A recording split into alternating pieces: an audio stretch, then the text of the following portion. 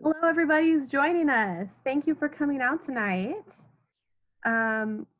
Let's just hang out for a few more minutes and see who else is joining us. But I'm glad you're all here.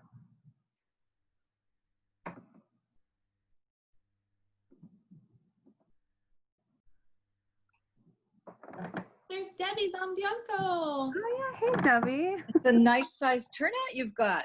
Yeah. So far. Lots of familiar names and faces. Mm-hmm. Well, that's because you guys are with the Alumni Association. Yep, alumni relations. We meet a lot of you along the way. Yeah. Yep, we're already up to 40 participants. I know Natalie Malincrot. Hello.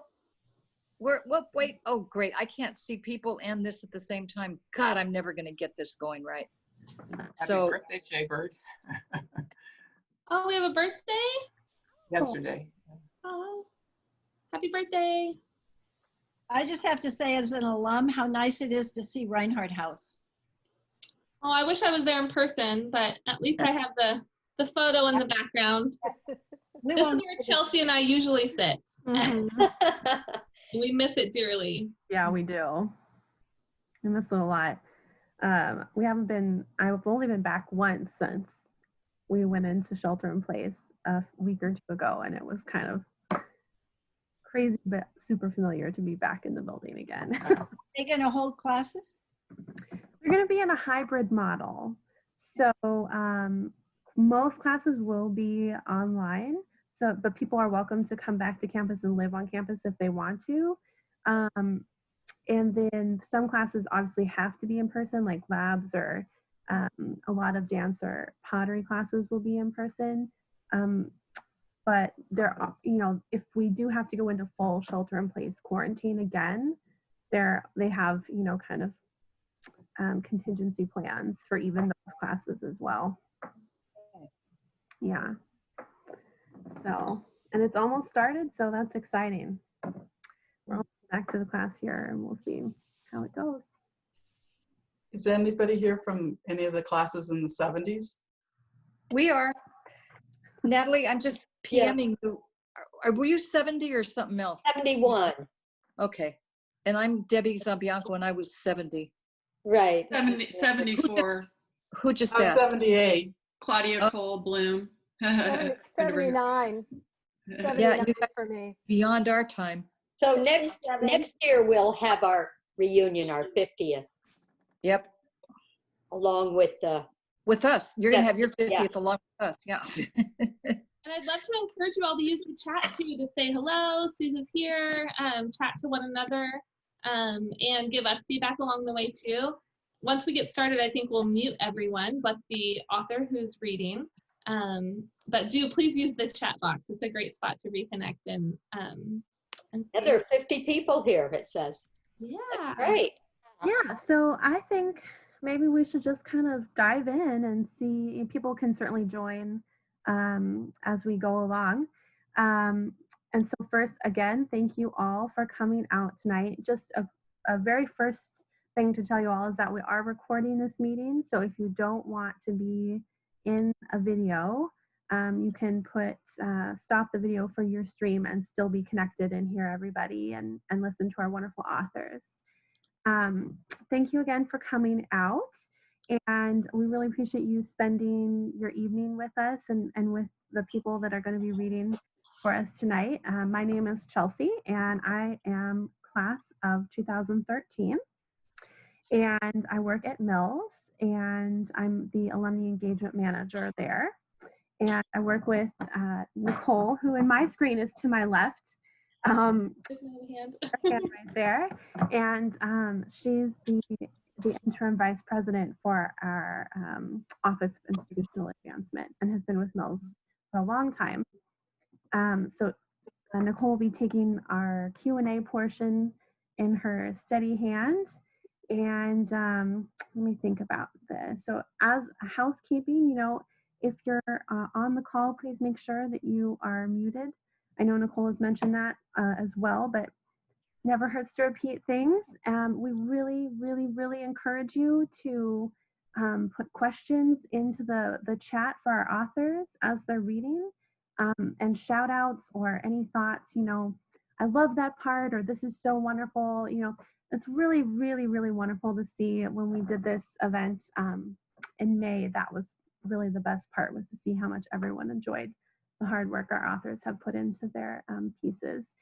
Let me see here. This event actually started as an in-person event at Reunion. We do it every year. Of course, we're not having Reunion in person this year, unfortunately. So we decided to try it out as a virtual event, and it seemed to work really well last time. It's meant to be a place where any person who's written something can come in and share their work and be supported and heard. And you can have just started writing, or have written for a long time but never shared it, or be a super published author. It's here for anyone, any genre: poetry, nonfiction, fiction, personal essays, academic work we've had even. So anyone who is interested in participating in a future Writer Salon, you can email us at alumni-relations@mills.edu to give us your information and just let us know, hey, I'm interested, and we'll put you on our list for the future. And also, before we get started, also to let you know, we'll be posting our authors' email, their websites in the chat as they're reading. We'll also send a follow-up email out next week with all of their names and websites and info, so that if you're interested in purchasing their work, you have that information and can do so. Now I would like to start with our first author of the night. I would like to bring onto the stage Cheryl Espinoza Jones. I'm going to spotlight her video right here. Cheryl is class of 1979 and will be reading from her novel, An Ocean Between Them. And here's a little bit about her work. I pirated this from her Amazon page. Chloe and her mom, Sal, haven't spoken since Chloe came out as a lesbian 10 years ago. But Chloe's cancer diagnosis forces Sal to reevaluate her decision and ask Chloe if they can repair what has been broken. Can Chloe forgive her? Can she trust Sal with her precious family, wife Rhonda, and kids Quinn and Ari? She has to try. All right, thank you so much, Cheryl, and take it away. Thanks so much. It's exciting to do this. I am a grief counselor, and mostly a grief counselor who believes that hard times can lead to transformations as well as pain.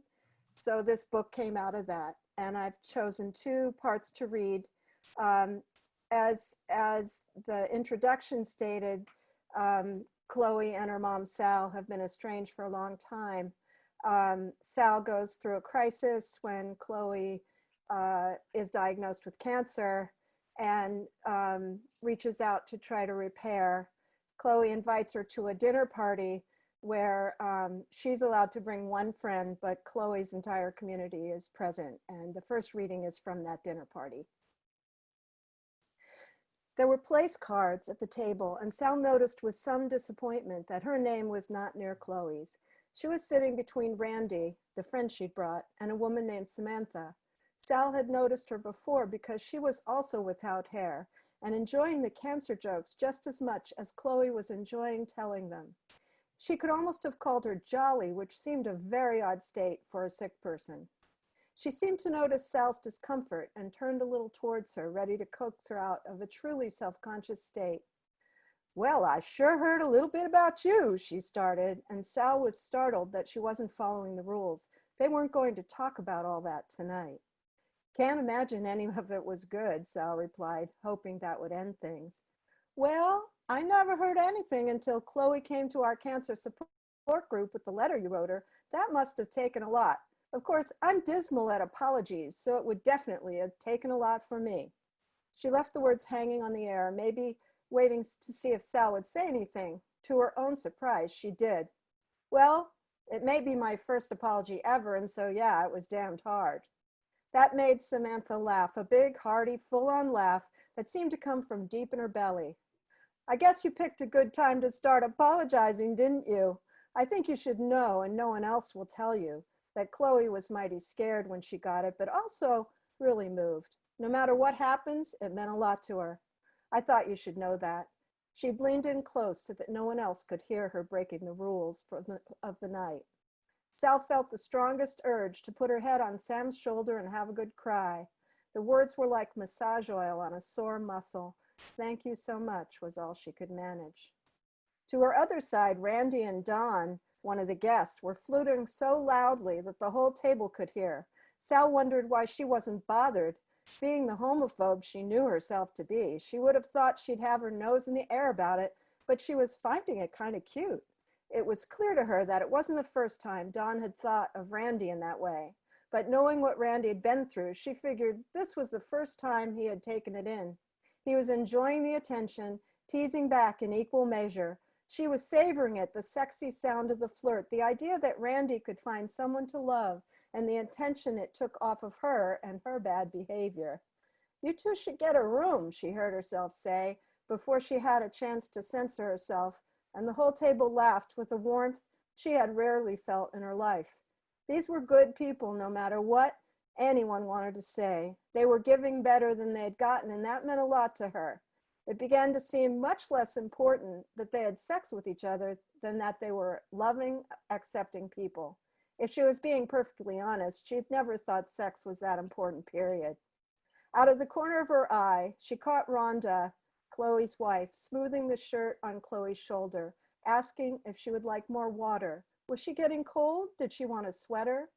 My girl is a lucky, lucky woman, she heard in her head, then recognized the truth of it, even though to some she might be a pariah, and even though she had cancer.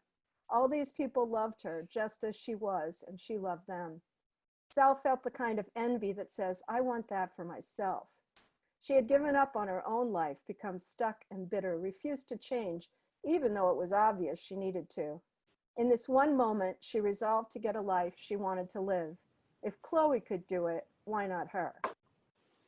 The second section I picked because all the books I mentioned in it were books that I was exposed to at Mills. So it seemed the right one to do. Time goes on, and Chloe has, they've continued to work on their relationship, and Chloe has invited Sal on vacation.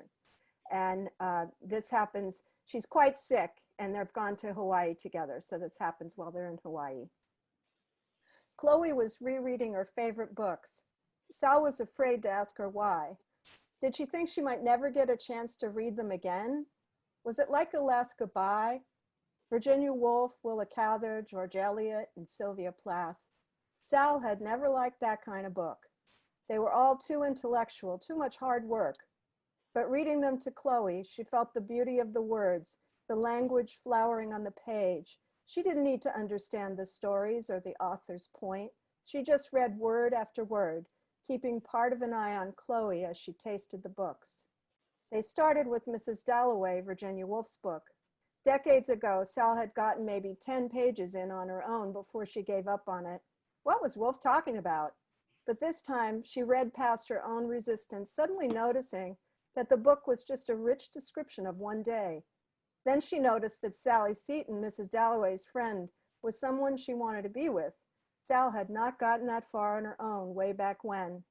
Mrs. Dalloway's exquisite torture, she loved someone she couldn't be with, affected Sal deeply this time. Sal would read until just after Chloe drifted off, breathing steady and quiet, then mark her place. She'd watch her while she slept, afraid to miss a moment. She slept maybe 15, maybe 20 minutes, then drifted back into the room. Sal got good at noticing when she was coming around. Sal would focus on her finger on the page where they'd left off, then start reading right there as soon as she returned from whatever world she had visited. Sal was not sure Chloe even knew she had slept, and that was Sal's goal, that the story be continuous. She was hoping Chloe would want her to keep on reading to her when they got home. So just to go ahead a little in the book, since I have a little more time, I think, you know, I've even my publisher said, this is a heavy book.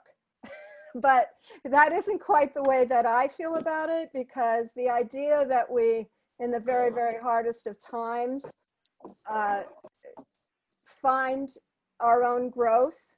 That's certainly my experience. My wife died in 1995 after 10 years living with cancer. So all the hard stuff wasn't that surprising, but the changes in that time were very surprising. So that's kind of what I focus on the most in my work. And then lo and behold, a novel happened. I don't really know how, because I never intended to write a novel. You know, I wasn't one of those who had aspired that way, but it was a wonderful way to talk about that experience. And that's it. Any questions? Thank you, Cheryl. And feel free to give her a round of applause using your reactions at the bottom, waving your hands. I love that. Thank you so much. Clapping. Thank you for starting off the evening, Cheryl. I do have some questions for you. Here's a good one that came in from Chelsea, our own Chelsea Elcombe here, helping us with the event tonight. She asks, how did you pick the books that you named for Sal to read to Chloe? Did they have special meanings to her?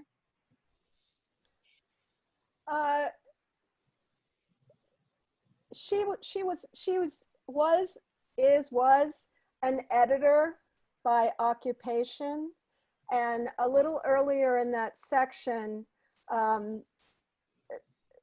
she's described as having been an avid reader her whole life.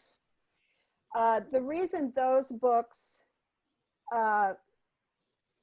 came to me to put in my book was, I think, just because they meant something to me, and I could imagine myself into that kind of moment where you're going back to things that have meant things to you in your life and revisiting them. And so, you know, everybody in my novel is fictional, but a lot of the things in the book are real. And for me, that was real. That just felt like what I might do in a situation where I might not be able to read anymore, being ill. Thank you. A question from Aria. What was the most surprising part of writing a novel? Probably writing it. But I could go a little further. So because of the work I do, I always thought I would write a nonfiction book. And I tried to do that for a couple of years, and I was getting pretty much nowhere. I just was really struggling. And it didn't make sense to me that I was, but it wasn't coming. It wasn't moving. And one day I thought, well, what if I told the story through fiction? And once I had that thought, you know, that thing they say about people who write novels, like their characters are in their head, walking around in there. I always thought that was sort of metaphoric, but it's actually a little bit true. So once that happened, it moved. The original, the first draft moved really fast. And then of course the editing didn't, but the story itself just kind of came whole at that point. Awesome. And you just started answering this next question that came in from Molly. What was the process like for you writing this book? Did it come fast and furious, or was it a labor of love? Anything you'd like to add about the process in general of writing this? The way that things generally happen in my life since my wife died, not so much before, is that they just kind of, I can't make them happen. You know, they find their own space and time, and then they happen when they happen. And I must say I enjoyed writing this book a lot. Some people do not love Sal, but by the time I finished the book, I loved her a great deal because she changed the most. And they still sort of populate my mind here and there. They just became really compelling for me. So that was a joy. And then having never written in this way before, I've written blogs, I've written short things, I've written papers, obviously. It was a little daunting to figure out how to edit. But it still was not grueling. It just was more, I had to use my linear brain a little bit more for that part. Well, you're leading into the next question again, Cheryl. It's like and I'm not even looking, really. I think we have time for 1 or 2 more questions. So a question from Claudia. Can you tell us about the publishing process and how were you published? You talked a little bit about the editing process, but tell more about publishing. It's another really good example of that thing I was just talking about where you can't make things happen, because my mother died and she left me a little bit of money. And my wife and I decided, my current wife, I married again for almost 25 years. We decided we were going to do something we'd always wanted to do, which was a cruise to Alaska. And there's a tour company called Olivia that is basically largely a women's tour company. And so we thought, well, that would be an interesting way to do it. So we signed up for the trip, and a couple of months later, we got notice, hey, we've added something, a literary tour at sea.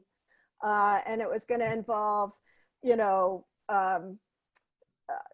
talkbacks with the publisher and readings by authors for the publishing house. Sapphire Books is the publisher. And I was like, whoa, this is kind of like the way things usually happen for me. So I did a final edit really quick, and I looked at their submission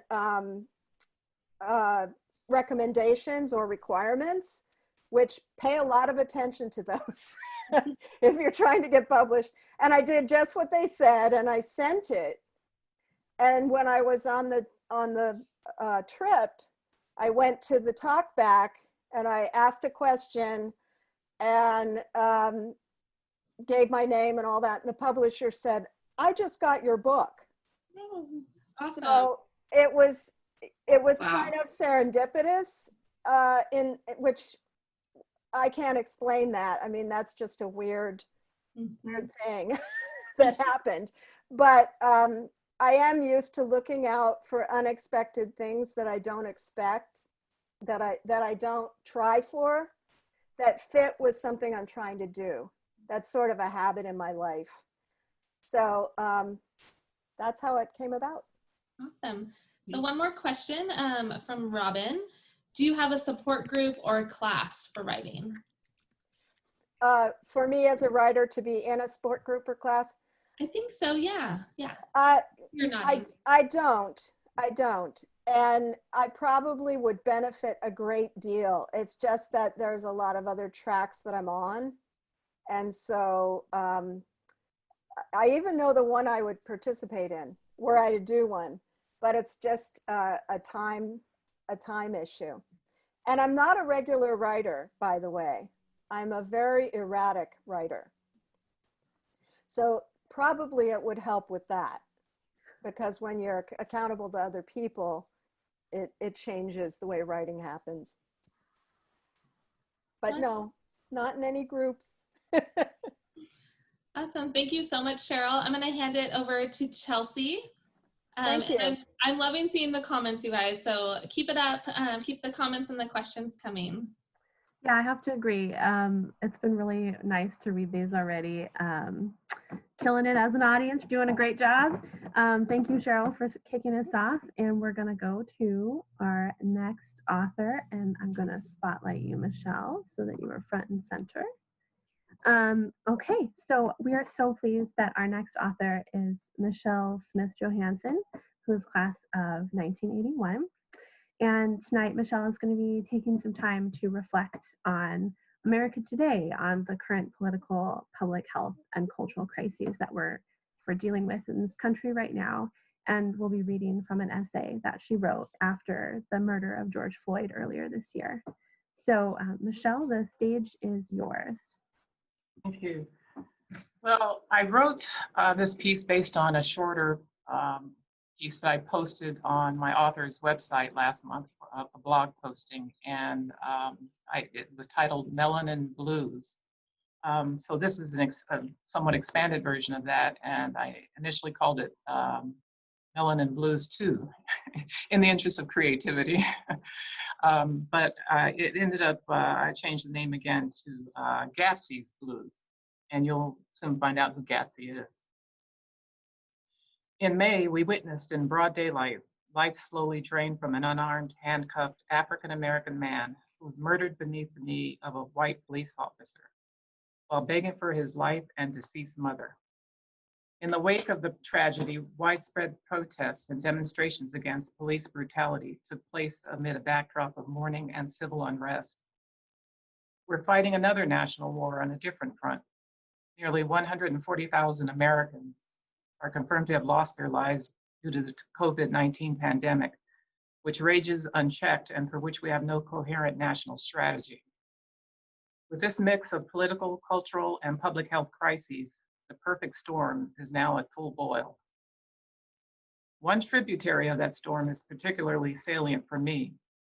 As a woman of color who navigates day in, day out the landscape of institutionalized racism, I know firsthand what it feels like to get up in the morning and step out of my home sporting a coat of melanin beneath my clothes. Whether I'm escorted out of a Cal Berkeley fraternity house after being advised by two white males that blacks weren't allowed, to the surprise of my fellow white freshwomen from Mills, or attempting to board a plane with other first-class passengers and being questioned by an airline employee about the validity of my presence in first class, unlike the white woman ahead of me. I don't exhale until I step back inside my home. Imagine how difficult it is to thrive in an environment that constantly messages to you that you are less than someone else's standard of beauty, that you are an exception to be tolerated, where your kind is regularly portrayed in the news media as angry, dangerous criminals who can't be trusted. People of color are seen as a diversion from an acceptable norm, reinforcing the notion of otherism. Those who haven't ventured into the worlds of the other have no idea how cringeworthy it is for a Black person to hear whites nostalgically pine for the good old days when America was great. The phrase all American reeks of code for blonde hair and blue eyes. The privilege of white skin resides behind the communal gates of segregation and is the privilege that keeps on giving. One thing I've come to understand better in recent months is just how little those with white privilege truly comprehend what those of us who aren't privileged that way go through on a daily basis. If you were born into a world that says white is right, it's likely you've not had much reason to challenge that notion. You have an expectation of being afforded all your rights as set forth in our Constitution. You have no reason to perpetually fear those rights will be encroached upon. If they are, you have no reason to fear that the legal system won't work seamlessly in your favor. Yet naming white privilege evokes guilt and defensiveness. In order for our society to meaningfully progress toward an equitable one, white privilege must be acknowledged by those who possess it. During this time of social distancing, I've delved into genealogy and have discovered some intriguing and disturbing facts about my ancestry. I came across a reward poster offering a $20 bounty for a runaway mulatto slave and $10 for his mulatto wife, reportedly a free woman. Upon further exploration, I learned through DNA technology that this mulatto woman named Gatsby was my third great-grandmother. That same technology confirmed that the white man, who's 22 years Gatsby's senior and who posted the reward notice, was my third great-grandfather. 4 years after that posting, impregnated Gatsby with my second great-grandmother. Sadly, in my lineage, this rape scenario repeats itself. You probably cannot imagine the gamut of emotions and thoughts that coursed and still course through my head when I learned I am the product of several heinous crimes. Today, people like me are subjected to modern day enslavement in the form of institutionalized racism that keeps us disenfranchised. The recurring subliminal messaging of implicit biases endures like a bullwhip seared into the flesh. It beats down our morale and self-worth by implying we're not part of the norm. The literary world is no exception when it comes to racial biases. During a critique session at a community college writing course, I noticed the presence of more than one protagonist with a blonde ponytail. I asked about the frequency and significance of that characteristic, but no one, including the instructor, uttered a coherent response. When it was my turn to be critiqued, he criticized me for not stating up front that my characters were Black. When I pointed out that the other students hadn't specified their characters as being white and that I'd used similar cues, which he obviously picked up on, the instructor explained in front of everyone that most readers are white and are used to reading about white people. That made me feel like I was part of the crowd. It may seem to the privileged that us others are always complaining about unfair treatment, whether it's discrimination in housing, employment, education, legal justice, healthcare access, law enforcement, to name a few. After all, didn't the Civil Rights Act of 1964 give us equality? Well, we're in our 56 years since the passing of that act, which is greater than some people's lifetime. Yet in 2020, we still segregate according to race and worship, social economic status, the classroom, and so on. No matter how much money you make or how much success you achieve, you're still Black. It would be silly if it weren't so tragic when you think about it. A hierarchy of privilege predicated on the melanin content of skin. What our nation and the world are seeing from Black and brown people in these demonstrations against racism and police brutality is a collective frustration about the persistence of racial inequality, a common narrative that is told in several distinct voices, whether from first person, second person, and I dare say, omniscient point of view. After all, some think the dead still talk. As a descendant of Gatsby's, I like to think she speaks through me. Early on during the protests, I noticed something strikingly different from others. The presence of multiracial crowds and their collective narratives pushing for the same cause. Recently, I was driving through a predominantly white neighborhood where a white woman standing on a busy street corner waved a large sign that read #BLM Black Lives Matter. The horns of several passing cars blared in support. Email notices from businesses and corporations that usually tout merchandise discounts or privacy policy updates, focused instead on what can be done to improve the lives of African Americans who've suffered institutionalized racism for as long as we've had institutions. Large corporate sponsors are supporting the demands for justice and equality by wielding the power of their almighty dollar. The families of George P. Floyd and many others have suffered immeasurable grief at the killing of their loved ones by those entrusted to protect and serve the American people. We don't want another civil war. We just don't want our necks crushed while we're trying to hold our heads up high. It's unfortunate that it took another brutal killing to catalyze a movement yearning for enduring resolutions to injustices stemming from centuries of deep-rooted, overt, covert, and systemic racism perpetuated by the silence of those who tolerate it. Our frustration is real, it's penetrating, it's enduring, but still we rise. I am hopeful that change is coming and that Mr. Floyd's death and the deaths of countless other victims of police brutality did not happen in vain. I am hopeful that one day Gatsby and I can exhale for good.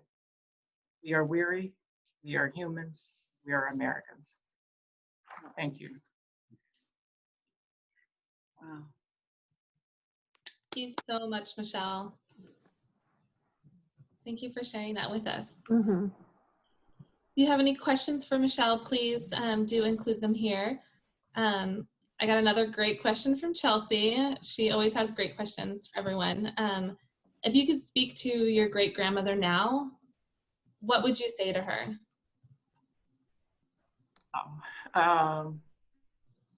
There would be so much to reflect on and say, I guess, I'm sorry for what she endured. I just can't imagine what life was like at that point. But also that the efforts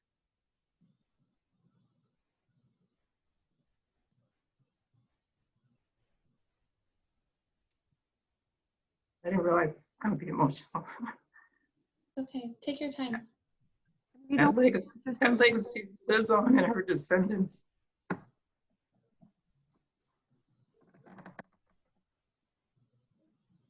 And her cause is not going to be lost. Didn't expect that. It's so much was fought for, and it's sad to see that so much is taken for granted, particularly by the younger generation. Um, these things aren't emphasized in our history. There's a lot I didn't learn, and I'm learning now. And one thing that this ancestry research, mostly through Ancestry.com, has done for me is allowed me to sort of simultaneously learn my history alongside of the general history that I didn't learn about.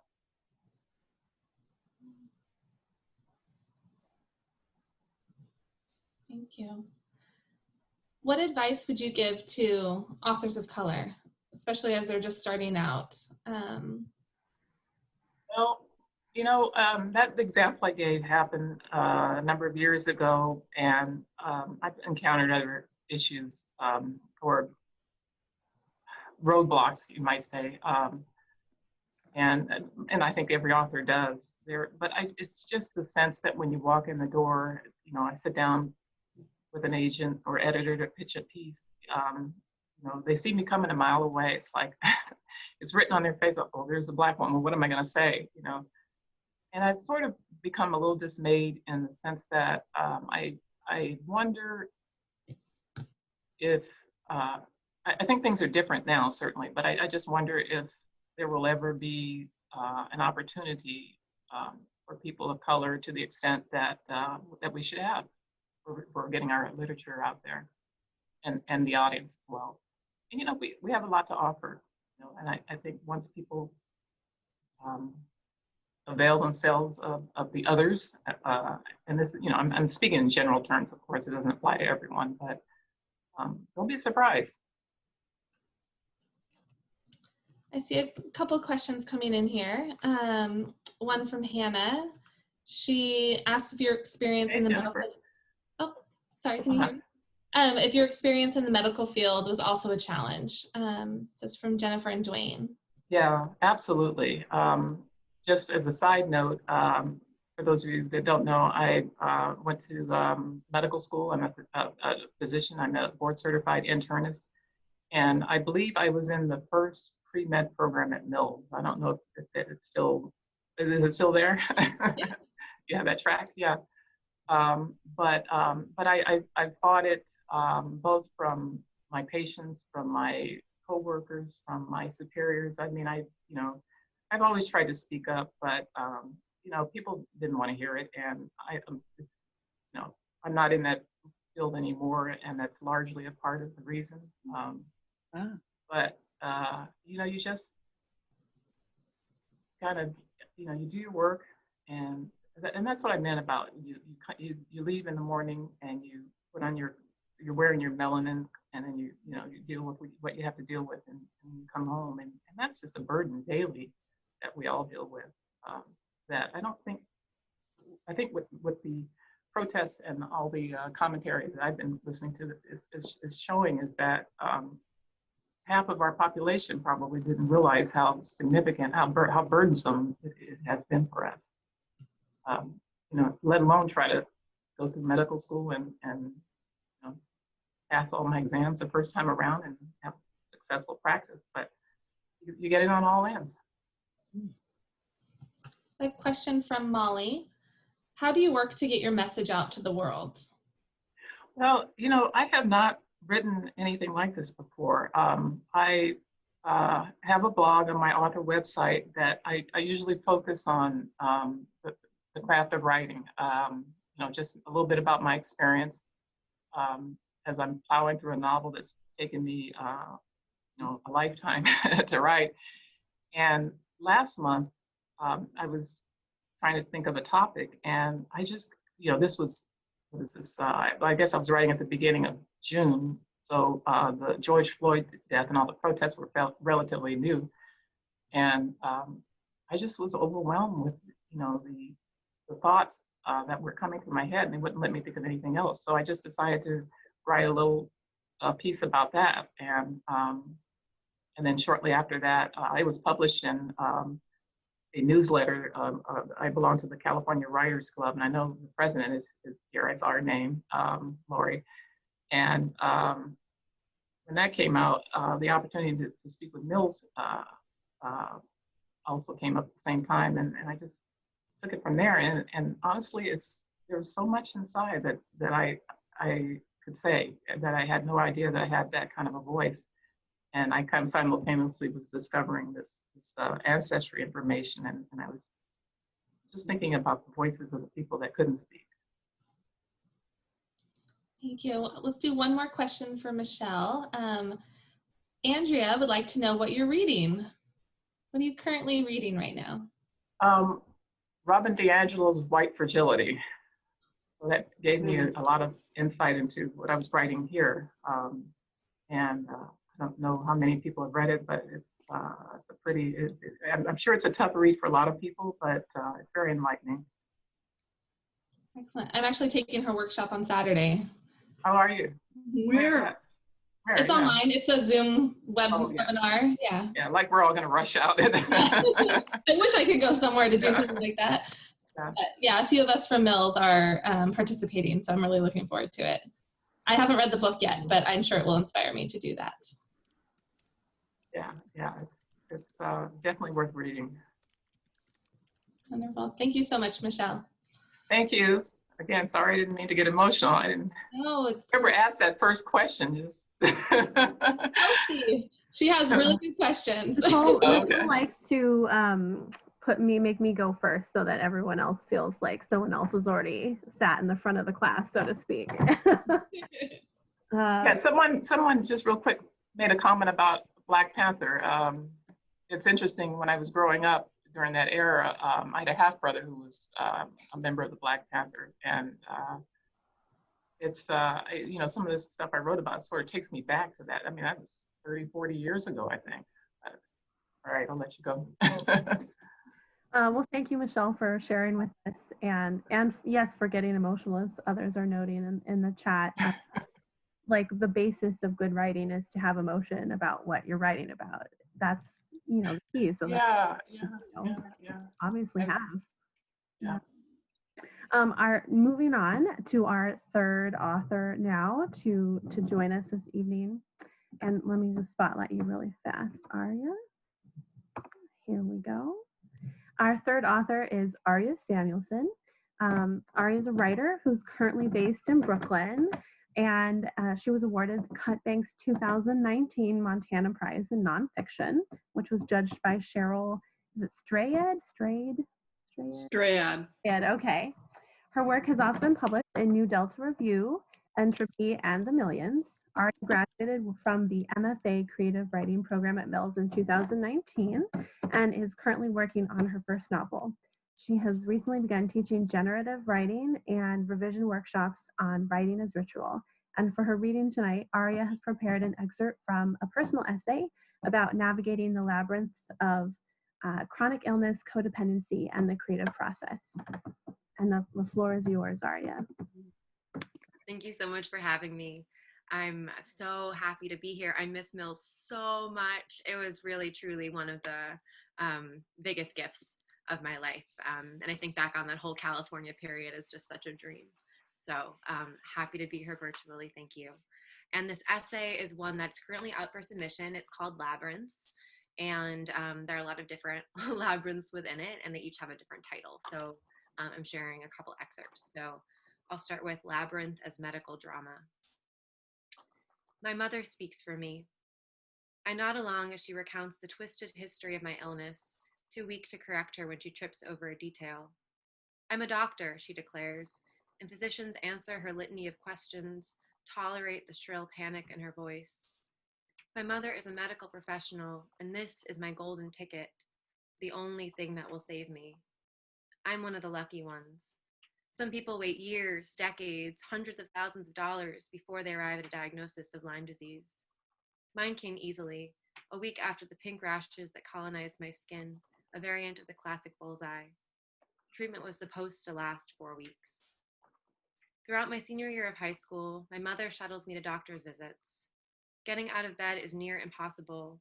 When I do, my brain is a tangle of strings, strings that turn to dumb bricks that fall at my feet. I cry at everything, studying for a test, thumbing through clothing that doesn't fit, choosing a cereal, every time someone's kind to me.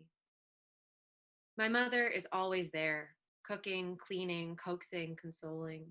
She coaches me through college applications, convinces the principal to let me graduate on time.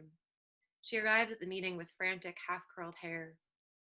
My teachers are quick to concede to her requests, but as we drive home victorious, fear radiates through me.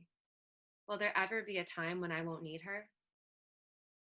The doctors implant a central venous catheter in my chest, a port where they can thread IV antibiotics through the largest vein in my body, a couple inches from my left breast. The nurses promise I'll find a prom dress that will hide the bulging needle.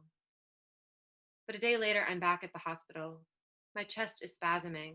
The motion like the word itself, the M so fast it's a mistake, an involuntary tensing, spasm. My body is a Ferris wheel of pain, contracting, spreading, winding around itself. When a nurse finally probes at me, she concludes that everything looks right. I writhe animal on the bed. Nothing is wrong. These are words I've waited my whole life to believe. I've always wished my mother would tell me everything was okay, that emotions were like floating clouds, no need to worry. But my body right now is a turning wheel of nerves, so I know these words are no truer than they've ever been.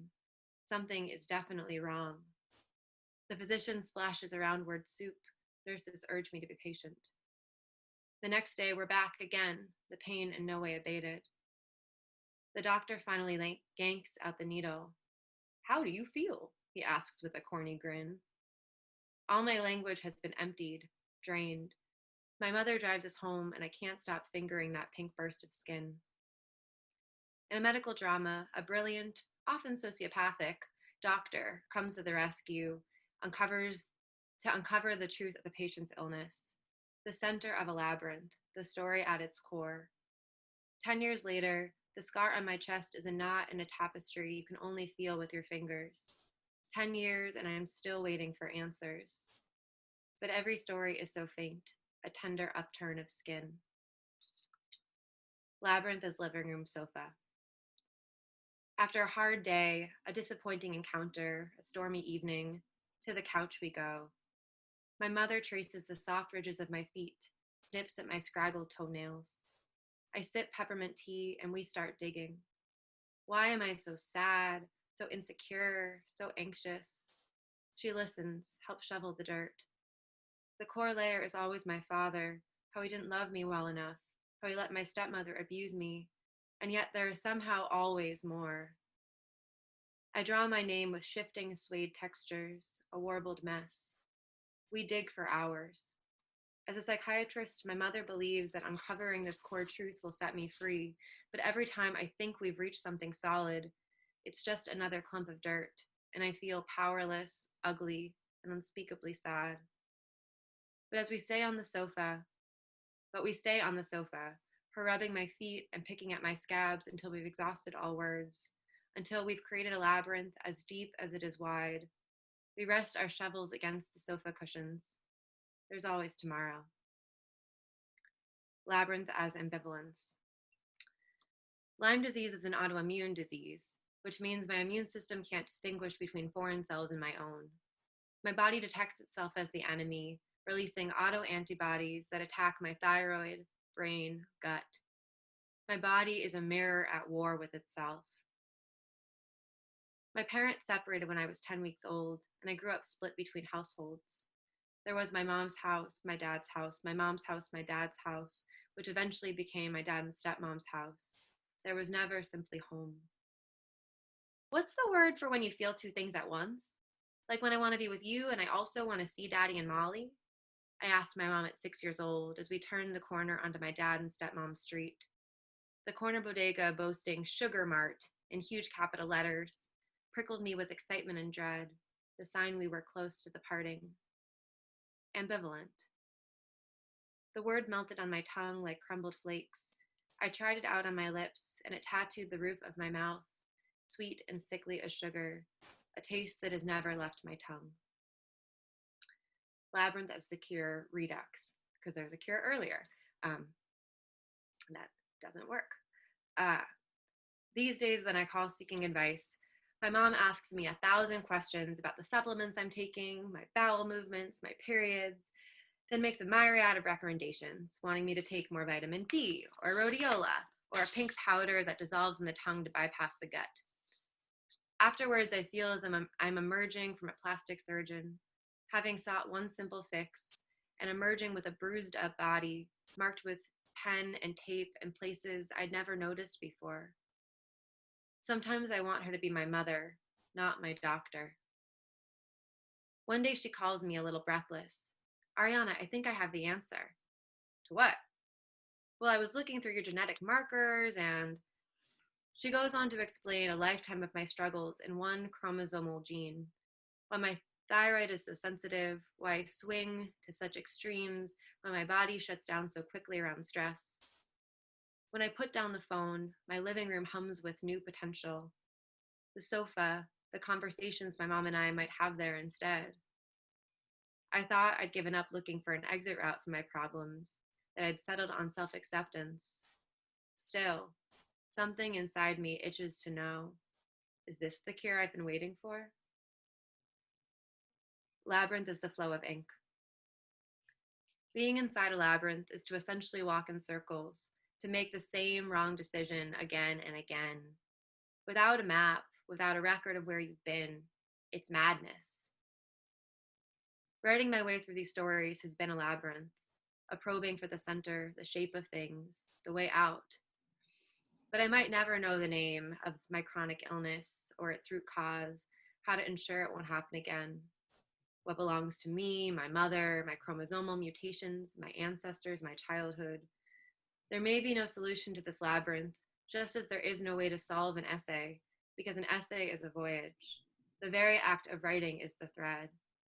Hold on wherever it leads. Your stories will tear down the walls before you, and new ones will appear. Hold on. By the end, there will be a new maze, perhaps many, and you will be their maker. By the end, you'll have mapped new worlds onto your body. Hold on.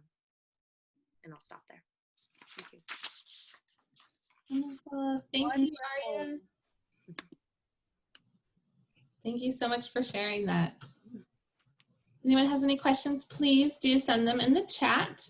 I would love to hear just what it's like to write about something so personal, especially a relationship with your mother and your childhood and everything you've experienced. Sure. I would say I think I'm incapable of writing anything that isn't intensely personal. A lot of the writing that that really inspires me and the sort of pedagogy that really excites me is about writing through the body and writing from the body. And I feel like that's the way that I can access a lot of these stories. And it's also, it's where stories live. And by nature, they're personal, they're emotional. I will say that this is not an essay that I've shown my mom yet. What do you think her reaction will be to the essay? My mom's pretty amazing, and we're very close. And her reaction will be to psychoanalyze it to death. That will be her reaction, which is, that's cool. She really gives me a lot of license to do whatever. She's mostly told me that she doesn't need to read the things that I write. But I'm sure that she will find it very, very interesting. And it might be tender. I think her biggest fear might be that that she's done something wrong, and I know she hasn't. So I think it would actually prompt a pretty good conversation about that. I love it. A question from Frank. Can you say more about why the piece is titled Labyrinth? Sure. Hi, Frank. Frank may or may not be in the same house as I am in right now. Oh. Not my boyfriend. So yeah, it's called Labyrinths because I found that a really helpful metaphor to think about how impossible it feels to navigate a lot of these questions in my life, like chronic illness and like the constant questioning that comes with it. As I write in the essay, I'm mostly okay right now, but I never know really what to make of what I'm feeling. What does it mean that my stomach hurts? How tired am I really? Is it a concerning level? And so, that's one kind of labyrinth. And then the relationship with my mom is another kind of labyrinth. And then I realized that the creative process is really that. And that's actually, I think, a really generative example of what it can be. And another labyrinth that I didn't share today is about the myth of Ariadne and her labyrinth. And my name comes from Ariadne, so that's a big part of it. And I feel so inspired by the fact that, Ariadne realizes that, I won't get into the whole myth, but essentially to save the prince from the labyrinth and the beast inside of it, that more important than actually defeating the Minotaur at the center, what he really needs is a ball of yarn so that he can navigate his way out. And I love that because, if there ever was a woman's gift in ancient times, it's a ball of yarn. And so I love that. And I love thinking about writing that way. So I really saw it as a metaphor that really spoke to lots of different parts of my experience. A question from Raquel. Any suggestions on good readings for this pedagogy or of writing through the body? Yes, definitely.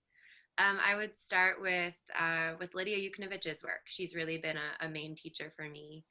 She has a school called Corporeal Writing, and they offer a lot of classes, and there's so many resources there. And if you'd like a list of books that I love, I'd be happy to send it. I've also started teaching as well. I just did my first class on writing as ritual. And it's a lot about writing through the body, and I'm going to do a second round in August. So if anyone's interested, I can put my email there and share it, because I'm really excited about broadening the students there. Awesome. Yes, please do include your email so folks can get a hold of you, and I'm sure they would love to see those resources.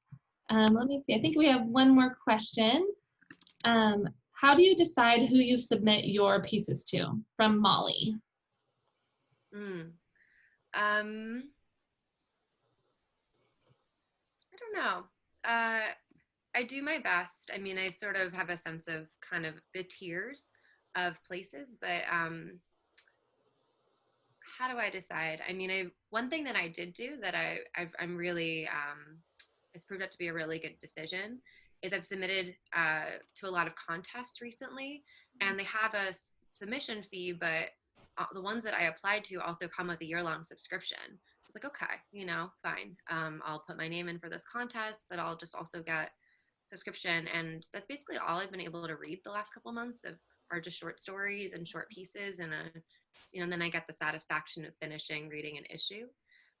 So I'm getting to know a lot of the literary journals in a different way. So that's helping, but it's so random.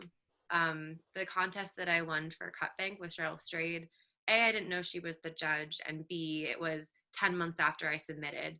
I was positive that they had already chosen it. Their website was out of date. I had totally given up any hope. So I don't pretend to have any sense of really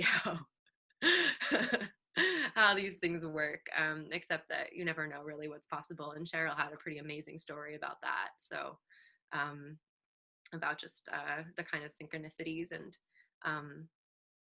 things that happen. So yeah. Awesome. Well, thank you so much for sharing with us. Thanks for being here. Thank you so much. So happy to be.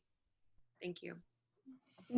Thank you, Arya. And wow, we've had some heavy hitters already today, and we're about to introduce our next heavy hitter to read to us today, which is Melissa Valentine. And Melissa, I'm going to spotlight you right now. And Melissa received her BA from Sarah Lawrence College and her MFA from Mills College. A writer and editor born and raised in Oakland, Melissa is currently an executive editor at Callisto Media in New York and lives in Brooklyn. Her work has appeared in Guernica, Jezebel, Apogee, Niche, Friends Journal, Sassafras, and Blackberry. She was a finalist for Glimmer Train's Family Matters contest, and her work received honorable mention for the Ardella Mills Nonfiction Award. Melissa has also been a fellow at the San Francisco Writers Grotto. Tonight, we'll hear a passage from her new book, The Names of All the Flowers, which was released yesterday everywhere books are sold, just so you know, in which the narrator is shocked to find out that her adored older brother, in addition to being involved in other crimes, is dealing drugs. And now, to you, Melissa. Thank you. Can everyone hear me? Okay, just like thumbs up. I think so, yeah, I think I can, yeah. Great. Thank you for that introduction. So yeah, my book came out yesterday. I'm really excited to be here and share it with a new audience of Mills folks. I got my MFA at Mills, so I didn't have like the full-on like BA experience, but it's really nice to see all of your faces. This is my beautiful book. Came out yesterday. So I'm excited to share with you. And I will say just a couple more words about the book, since my bio doesn't go into that very much. So the book is a tribute to my older brother, who was murdered when I was 16 and he was 19. I was born and raised in Oakland, so this event happened in Oakland. The book is told from a very young child's perspective, all the way up into a teenager. And it's a story about grief and loss. And we start as children. I really wanted my brother to be alive and a child and joyful on the page. And so we're going to jump into a scene where we're both teenagers and we're kind of getting close to the time of his death. And the book also deals with a lot of social issues, but in a very intimate way, because it's a family and it's through the lens of a child. But I'm dealing with, you know, the school to prison pipeline, for example, which after he died, and I kind of went on a journey of kind of trying to understand why he died and what happened, and what was special about our situation. And I started learning about the school to prison pipeline and just how kind of policies are built and created to not to protect children and to just kind of funnel them into a system. And I do think he was kind of part of that system where, you know, he went to not the schools where he was not nurtured and was bullied and was trying to survive in many ways as a Black man in Oakland, and ultimately got into some crimes and went to prison when he was 18. This is important. He went to prison when he was 18, got out when he was 19 and a half, and he was shot 2 weeks later, right before his 20th birthday. So it's like your first year of adult life in prison, and that just sort of hit me so hard. Just that his manhood and his becoming a man got stolen from him. So I'm gonna jump in. As you said, so this is, I've just discovered that, that he's dealing drugs in this part of the book. Walking through the threshold to my family home gets harder and harder. The outside and the inside of my life grow more and more distant from one another. I have begun to stand taller. I have begun to wear my fear as apathy. Junior is home less and less, and I am lonelier than I know how to recognize. Dad has punished me for staying out late by tossing the contents of my drawers onto the neighbor's roof. Thank God the gun wasn't there when he did it. Across the window are all my clothes, mixed with overgrown ivy, thrown up there just like trash. When I enter the house, I am thankful to hear Sibo playing from Junior's room. I'm surprised he's home, and I go straight to his room and knock. I wonder what new arrangement he has with Mom and Dad. Miraculously, Mom is sleeping over the bass pounding right next to her bedroom. He turns the music down. What? It's me. I hear some things shuffling around, and he finally opens the door for me. Dad has taken the lock off the door so he can't hide whatever it is he's doing when he's in there. But he has figured out a way to keep the door closed. I can see his finger fiddling with a metal clasp, and the door opens. He seems to be in good spirits. I take a seat on his bed, and he closes the door behind me, turns the music back on. Mom's sleeping, turn it down, I say. Gosh. He turns it down a bit. I don't like Sibo. He loves him. Whenever he's home, he's on repeat. Thank God you're home, I say. Why? What's up? Junior gives me his attention, smiling. He smiles more since he's gotten gold teeth. I'm going crazy living here. I put my head in my hands and start to rub my eyes, take a deep breath, and compose myself. I'm all alone here. It's just me and Angelica.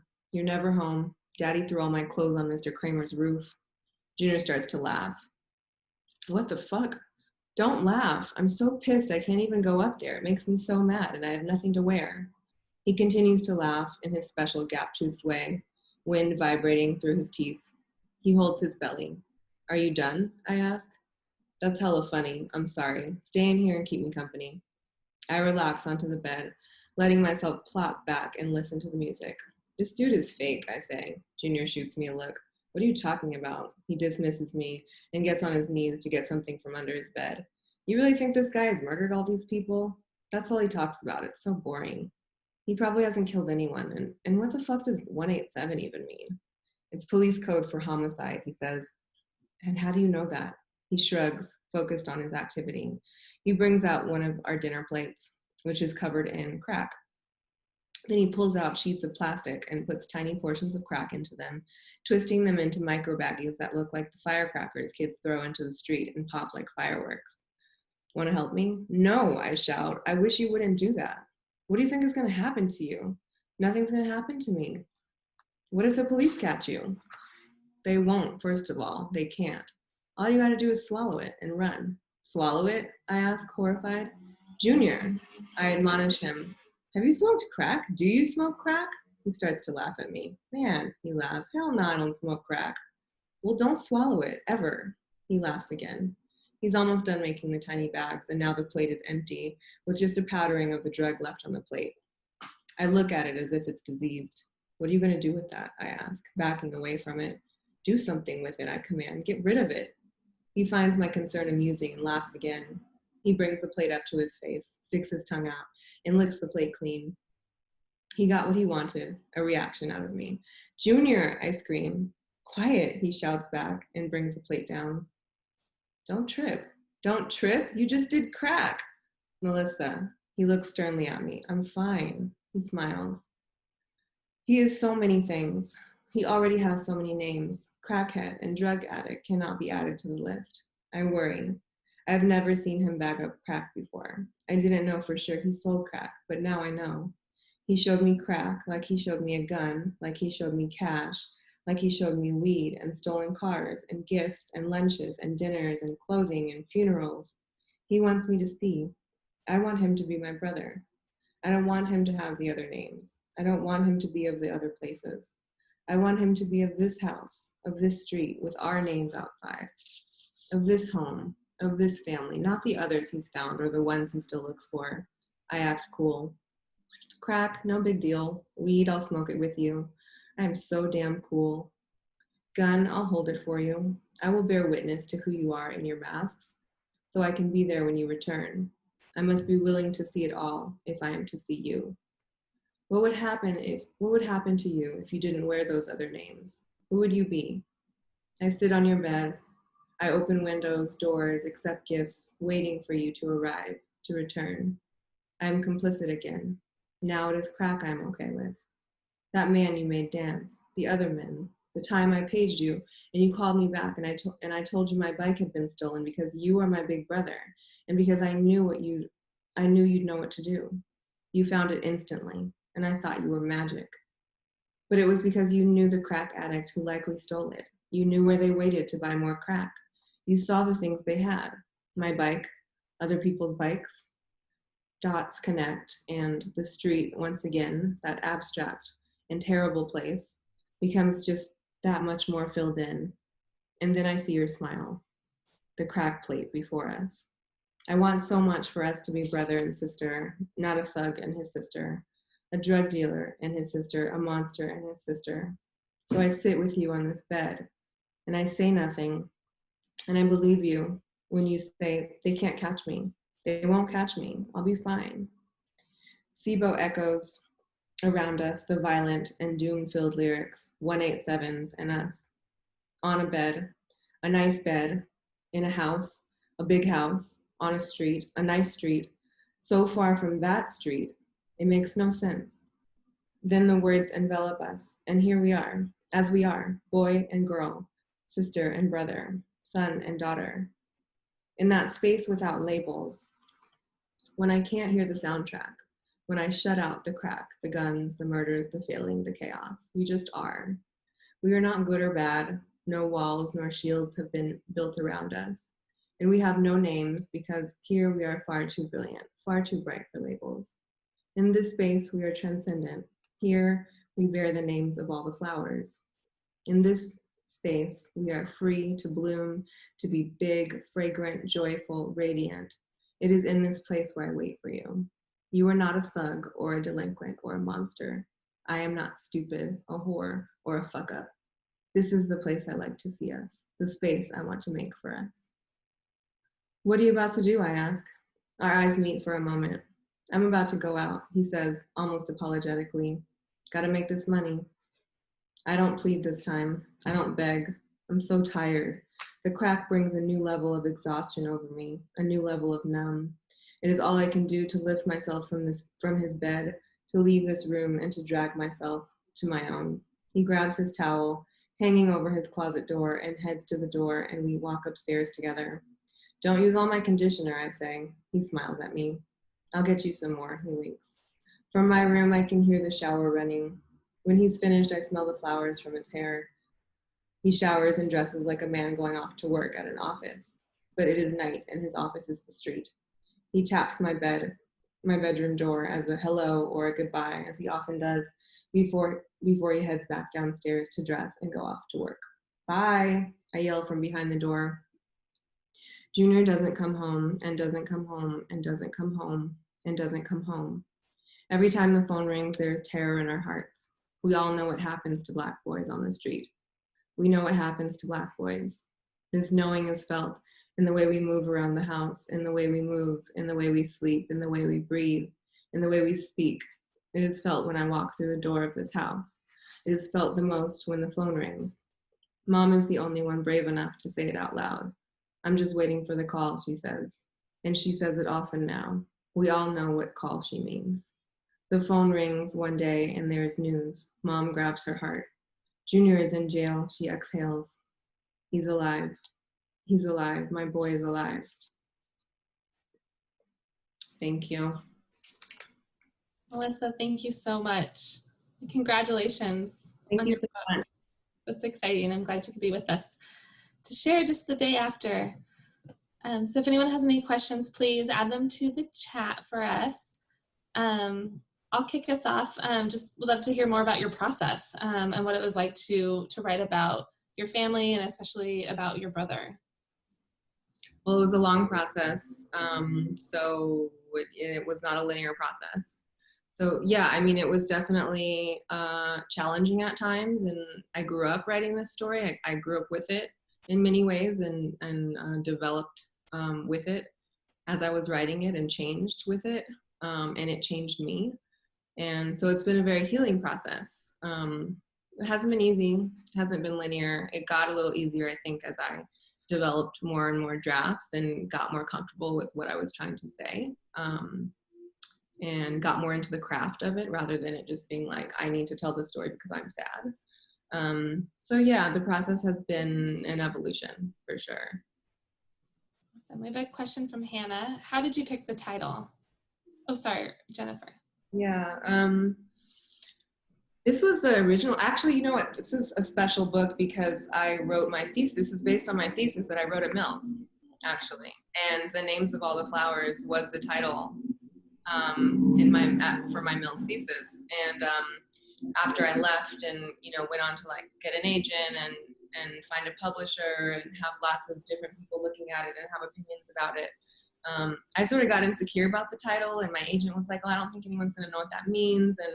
And now I can't even remember the titles we had before. But then I ended up coming back to this one. And there's a couple of places in the book where what I just read was one of the places where the title is mentioned. And it was just such a beautiful metaphor for what I'm trying to say here. It's just, the names of all the flowers. It's like the movement you know, in BLM, it's like we're hearing say their names, you know, and that's sort of what it's about. Say his name. It's about humanity and remembering people as people, and honoring their humanity. And then secondly, it's also about resisting stereotypes and labels, as I also, you know, read in this passage. Like, you're not a thug or a criminal, you're so much more than that. And so it's kind of a powerful resistance against that. Wonderful. And what about the publishing process? You just published, your book is out. What was that process like, and kind of what's next to promote the book? Yeah, again, not a linear process. It's hard to like say it in one or two sentences. So I wrote the thesis at Mills. It then went on to have many iterations and drafts, and I found an agent, and that adds another, well, for me anyway, it added another year to the process because she wanted revisions, and so I spent a lot of time revising based on her feedback and pretty much rewriting half the book. And this is part of the publishing process. You think it's going to be really fast. You know, you think like, oh, I got the agent, so it's going to be like, we're going to just go for it, and it's going to happen in a couple months. And it's really not like that. And you have to just brace yourself for a really long journey in publishing. So yeah, I went to do revisions. That took me about a year and a half, gave it back to her. There's time for her to read it and give me even more suggestions. I need to write an introduction. There's more things that need to happen. We need to polish the proposal to send it out. So we finally sent it out, and it was on submission for a year. And it was actually pretty hard to find a publisher who was interested. We got a lot of rejections, which is also part of the process. And so yeah, it definitely wasn't linear. I thought like, this is so timely, and you know, it's very timely now. But sadly, it's always timely. We're having a major moment right now where this is like a topic. Black death, unfortunately, is a topic that just everyone is interested in. Publishers, we're seeing the books, they're all New York Times bestseller right now. So it could have been a different story, you know, when I was looking for a publisher 2 years ago, but that wasn't my story, and people weren't as interested in it.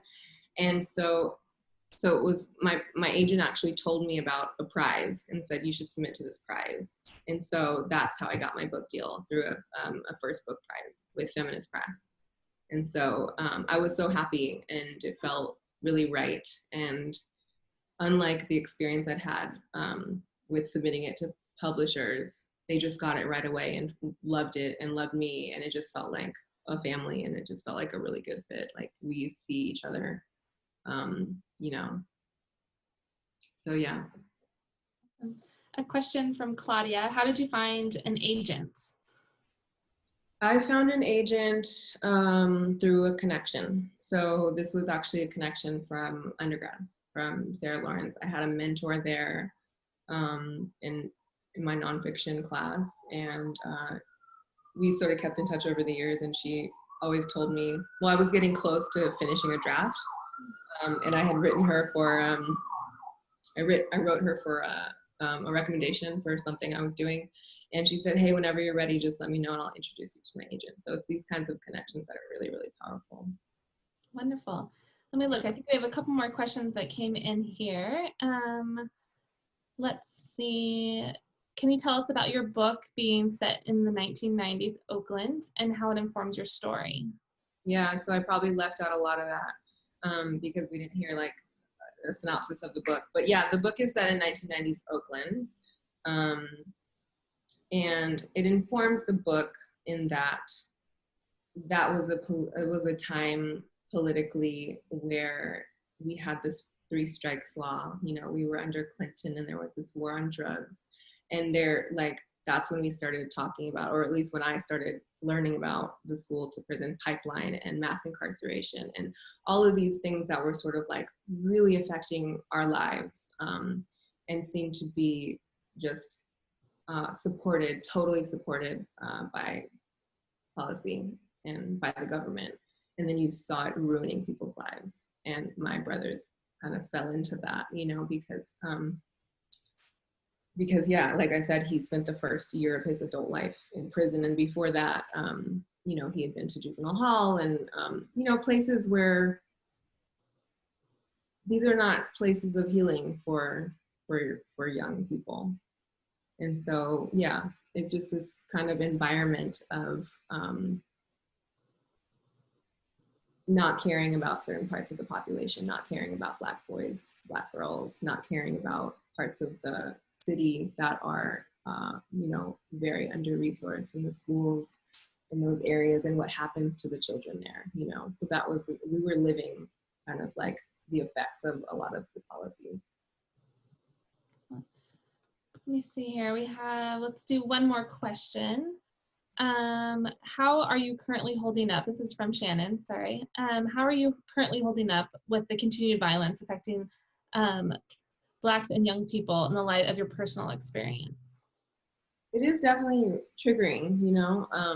It brings up a lot personally for me, but I think another part of this book and the way I tried to make it really universal, and it is universal, is that you didn't have to have this happen to you personally to be completely traumatized every time this happens in the world.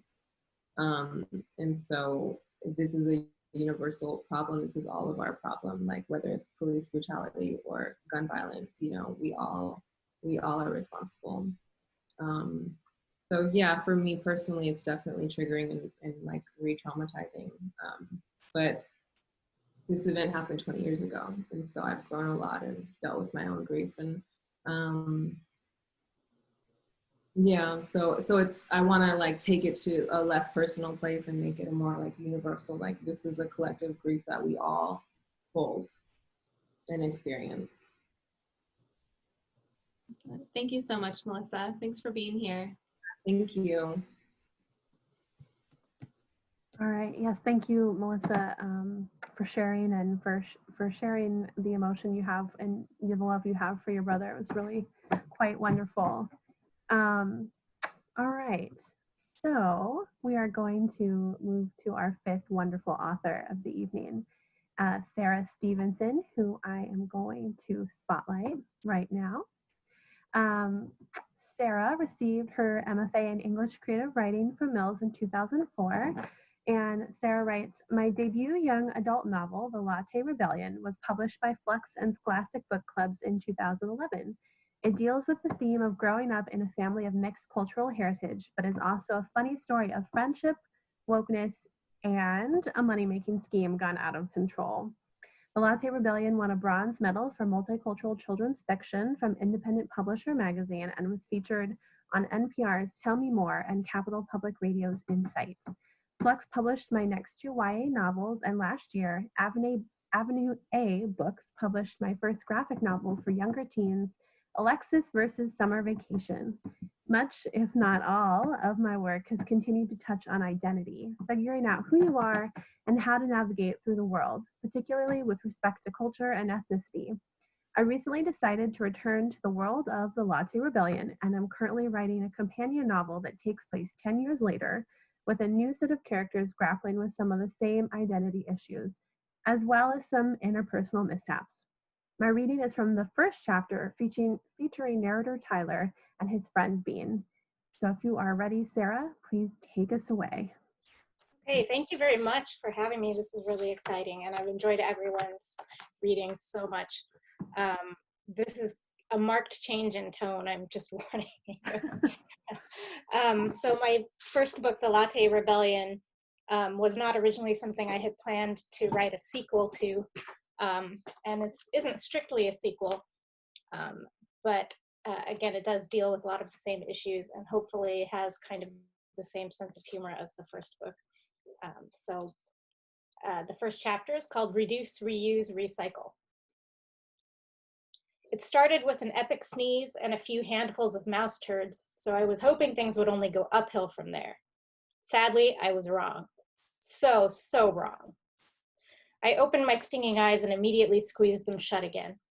Dust was flying all over Bean's garage from the force of my involuntary nasal explosion. I braced myself with one hand on the shelving unit so I wouldn't fall off the step stool. Why do you need these boxes? I yelled over my shoulder. Silence. Thanks, Tyler, I mumbled to myself, pulling the first box toward me and lowering it to the floor. You're a lifesaver, Tyler. What would I do without you? I grabbed the second box and scrunched up my nose at the musty smell. Ugh. They say talking to yourself is a sign of insanity. Startled, I dropped the box the remaining 6 inches to the floor and straightened up too quickly, my head glancing painfully against the shelf's metal edge. Jesus, Bean, are you a ninja? Can't you, like, make a noise or something? I rubbed the side of my head. Then I sneezed 3 more times in rapid fire. Bean, who had been leaning against the doorframe and smirking, was now doubled over laughing. It's not that funny, I said. Oh, it is, she assured me. Bean had lived down the street from me since elementary school, but we'd only recently become friends, or something. Her name wasn't really Bean, it was Verbena, coincidentally also a plant, but I'd never heard anyone call her that except teachers on the first day of class. According to Bean, Verbena was a plant that smelled like lemon, and it was her mom's favorite, which I guess wasn't that weird if you thought about all the girls over time who were named after roses and lilies and shit. Anyway, even her parents called her Bean, or Green Bean. As for me, I tried not to make horticultural jokes around her because I was likely to get a sharp, bony elbow to the stomach. She took a lot of things really seriously, except, I guess, my possibly fractured skull. Thanks for getting the boxes down, she added. Okay, I said. I wasn't going to give her a hard time about it. She was short, which was cute. Even with the step stool, she'd missed the shelf by at least a foot. But are you going to tell me what it's for? I lifted a corner of the lid, dislodging a half-dozen mouse turds. Whatever was inside the box was enclosed in plastic bags. It's this thing my cousin Miranda did back when she was in high school. I need it for the yearbook. I rolled my eyes. Oh, right, the yearbook.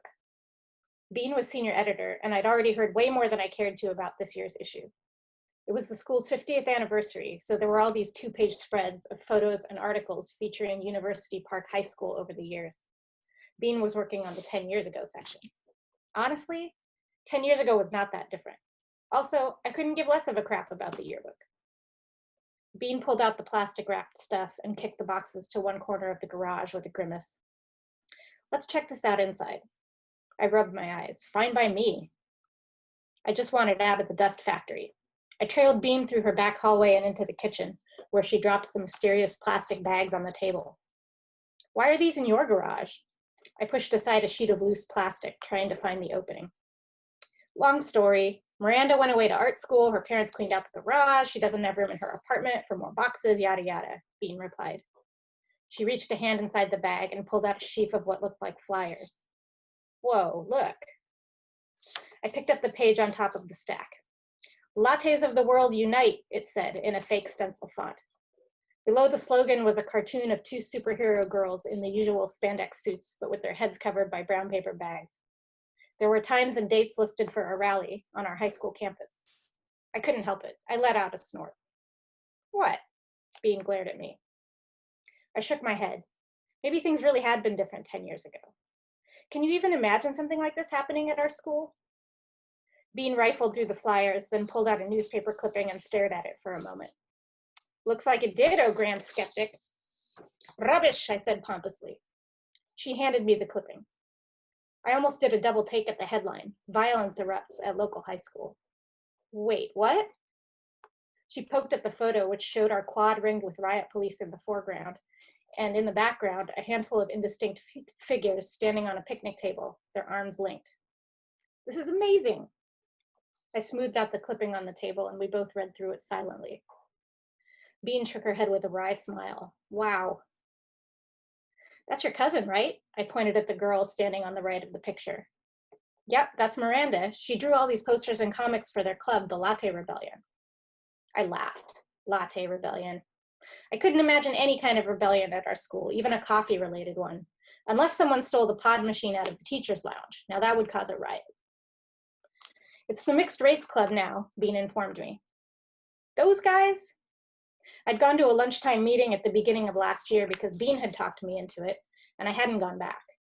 Not because I didn't fit the description. My dad's Korean and my mom's Armenian, and they both grew up in the same predominantly Latino neighborhood down in LA. My background obviously wasn't the problem. Something about that group just bugged me. Well, someone. I still go to meetings sometimes, Bean said airily. I need extracurriculars. That was absurd, but I kept quiet. It's not that bad, she added. I shuffled through the stack of paper, pulling out one of the comics. When was the last time you guys did anything? The comic was actually pretty good, and I let out a laugh. Bean scowled at me.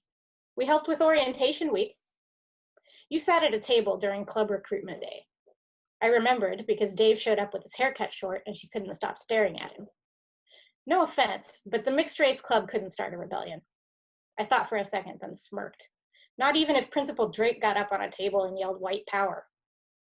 We could if we wanted to, she said, hitting me in the arm. Why do you even care? I didn't, actually. Anyway, Bean continued, shaking her head. I was thinking it would be cool to print some of the comics in the yearbook, and maybe I could interview my cousin if she's not too busy with work. She's an art director for some online magazine now. Bean kept talking about the yearbook spread while we sorted through the crap in the boxes, setting things aside in a potentially useful pile. I nodded and said, uh-huh, often enough to indicate I was still sort of listening, but I felt an idea of my own brewing.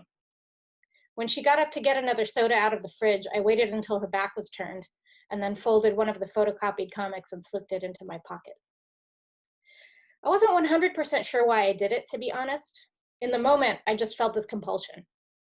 But later that afternoon, as I was skating home, I realized I could prove to Bean just how lame the mixed race club was and how unimpressive Dave was as club president. I knew I shouldn't care about David Lofton, his stupid hair, or anything he chose to waste his time on, but I couldn't resist giving him just a little shit. Just a teeny tiny itty bitty mouse turd sized shit. Little did I know the mouse turd would roll downhill and grow like a cartoon snowball into a monumental pile of crap. And that's it. Thank you, Sarah. Oh, hold on. Whoops, I changed my view. Here we are. Sorry. So I can see the questions. Thank you so much. If anyone has any questions for Sarah, please put them in the chat box. I got a good question from Chelsea. Some of my favorites here. Do you do anything special to get into the young adult mindset of your characters? That is a great question. It usually depends on the story that I'm writing pretty heavily, but I don't think I personally find it difficult to get into a young adult mindset. Perhaps part of my brain has frozen in the mid 90s, but I kind of relate a lot to the young adult genre or field, because I think one thing that appeals to me is that idea of discovering yourself and life being kind of a constant process of discovering who you are and learning and growing. And I still feel like that. And so, and that's really, one of the things that drives me as a writer as well. So I think telling young adult stories is a way for me to kind of tap into that feeling. Awesome. What kind of reactions do you get from young people to your books? Do you get fan mail? Do people give you feedback about the characters? I've gotten a couple of letters. A couple of them have clearly been assignments. But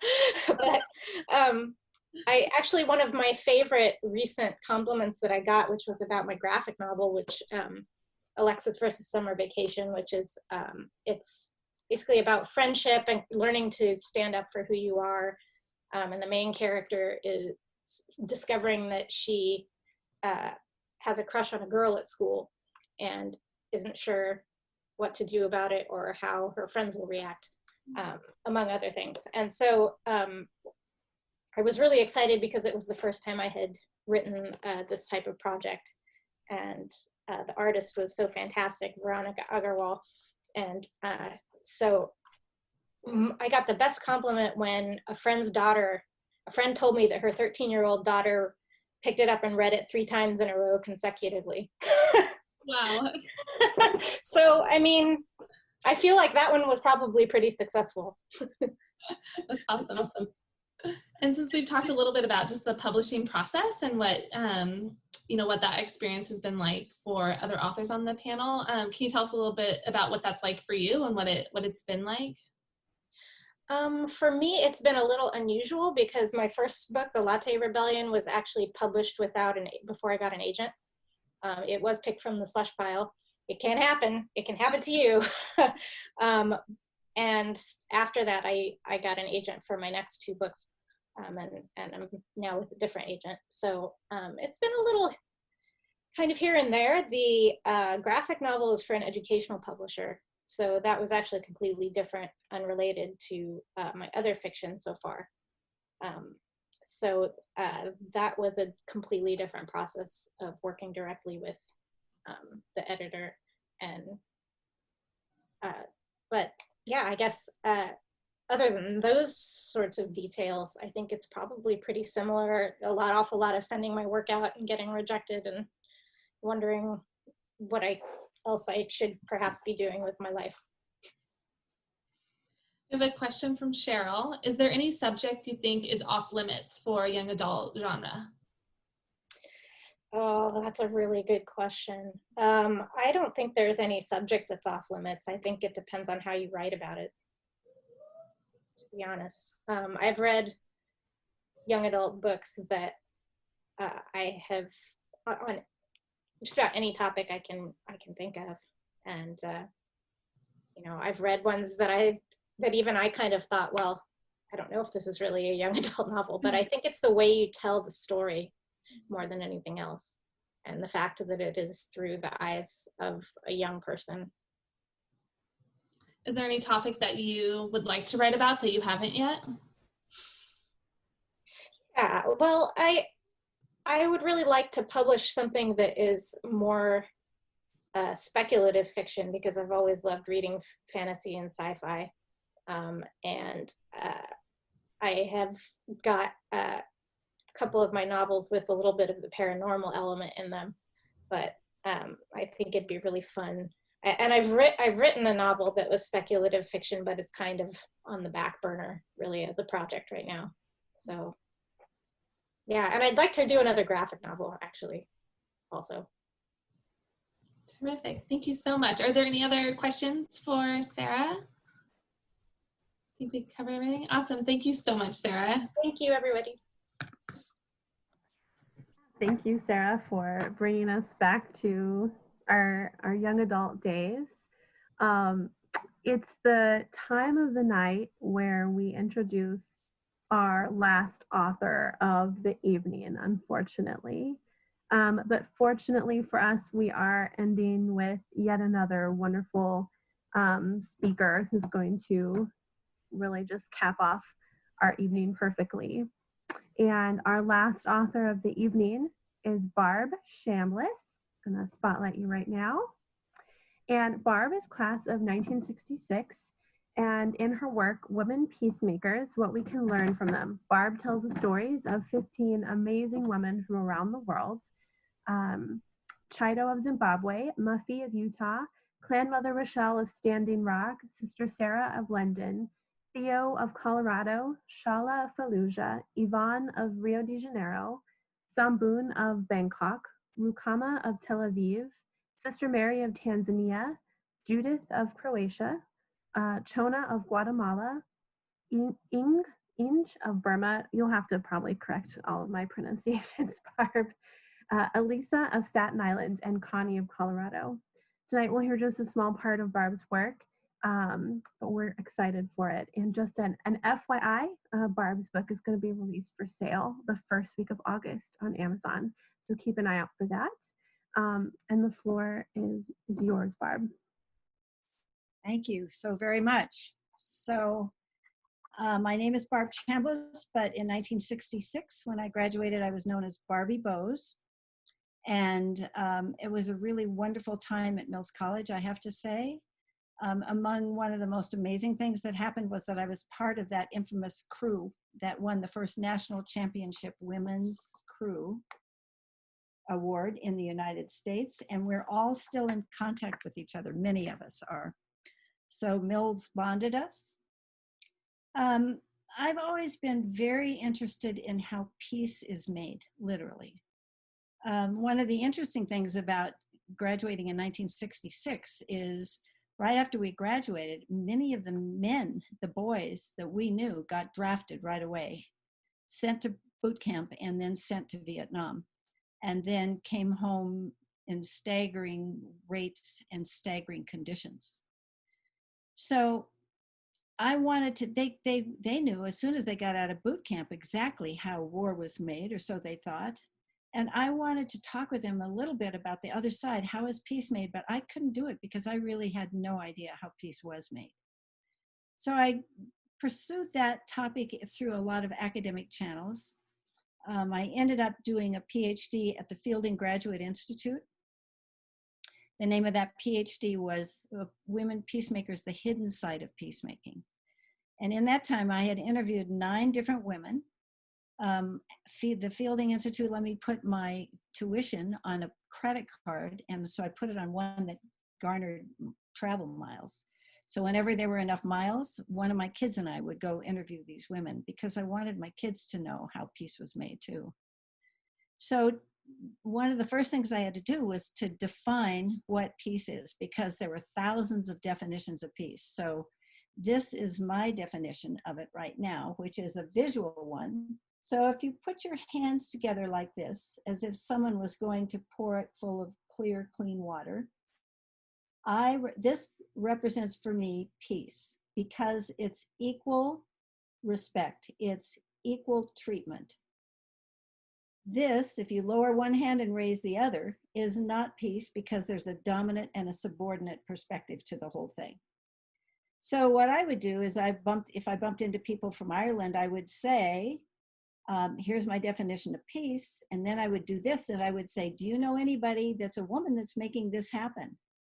And you can't believe how many nominations I got for women to interview, more than you could shake a stick at. So after I had interviewed these 9 women and done the dissertation, I got pretty much, well, let me just say that halfway through that process, I volunteered to be a counselor at a camp in Croatia for Bosnian kids that had just barely survived that war. And without going into the whole story, which I've also written about in the book, but I will tell you that it changed everything for me. It was the closest I think a white female from America was ever going to get to really experiencing what war does to people and hopes and dreams and relationships without herself getting killed. So after that, my whole purpose for interviewing these women has changed. And now, besides letting the world know about the stories of these phenomenal women, now my purpose is to wake up the conscious peacemaker in as many people as I possibly can during my life. So now I've interviewed just about 60 women from all over the world. This is the book that I have written. It's called Women Peacemakers, What We Can Learn From Them. The first 15 chapters of this book tell the story of 15 different women. And we just got a recap of where those women are from. Every time I interviewed women, I tried to use the same set of questions. And I got such diverse stories from it. But the questions were things like, what is your definition of peace? I would ask them. What took you down this path instead of some other path? How did you fund your work? What role, if any, do you think forgiveness plays in peacemaking? I asked them to give me the metaphor for themselves as a peacemaker. I asked what kind of compensation they got. And by the way, the compensation never had dollar signs on it. There was anything but money, but they was deeply compensated for their work. I asked them to paint a picture of what the world might look like if their definition of peace were in operation right now. I asked them what advice they would give to someone who wanted to be a peacemaker.